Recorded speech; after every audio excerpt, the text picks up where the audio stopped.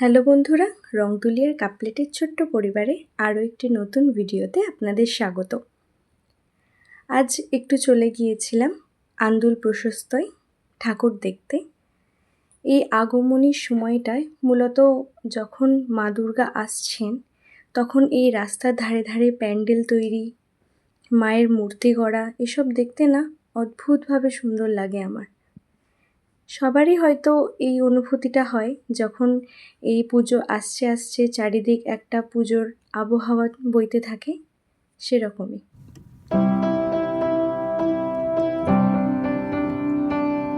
এই যে দেখতে পাচ্ছেন শিল্পালয়, চিত্রাকর বাবলু মহাশয়ের এই দোকানটি। কি অপূর্ব সুন্দর মায়ের মূর্তিগুলো একে একে তিনি গড়ে তুলেছেন, দেখলেই যেন চোখটা ধাঁধিয়ে যাচ্ছে।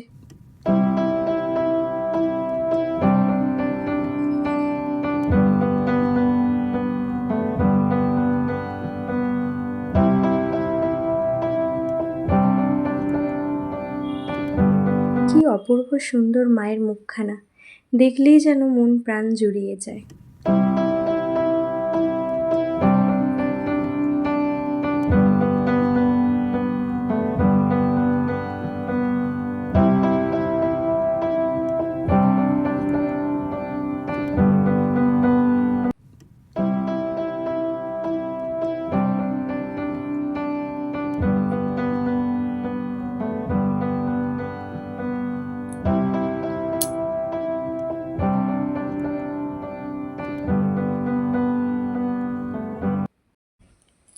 এত সুন্দর হাতের কারিগরি দেখলে সত্যি চোখটা জুড়িয়ে যায়।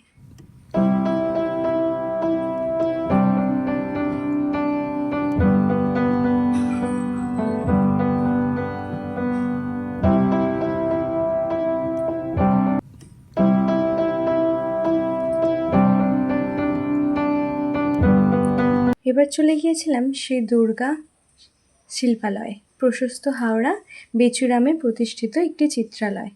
এই স্টুডিওতে গিয়ে মায়ের অর্ধেকাংশ রং হয়ে গিয়েছে, চক্ষুদান এখনো হয়নি, তাতেই কি অপূর্ব সুন্দর লাগছে। ওনার এই হাতের কারিগরিতে প্রতিটি মা দুর্গা যেন জীবন্ত হয়ে উঠেছে।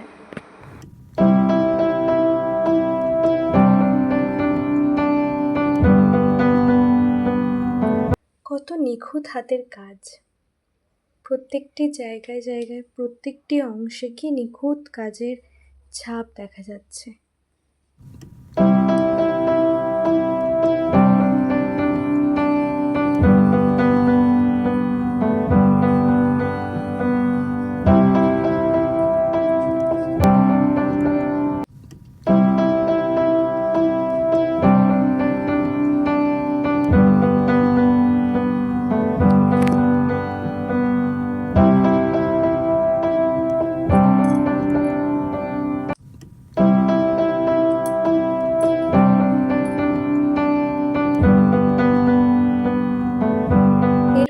ওখান থেকে বেরিয়ে আমরা ফিরে গিয়েছিলাম।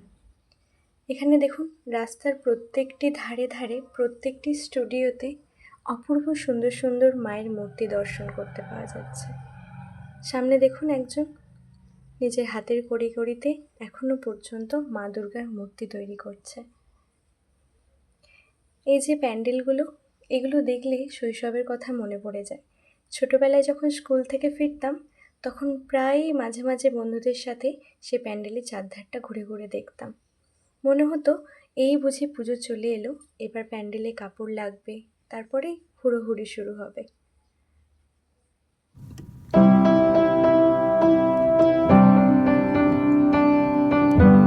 তারপর কিছুটা ফাঁকা সময় থাকায় চলে গিয়েছিলাম আন্দুলের রাজবাড়িতে।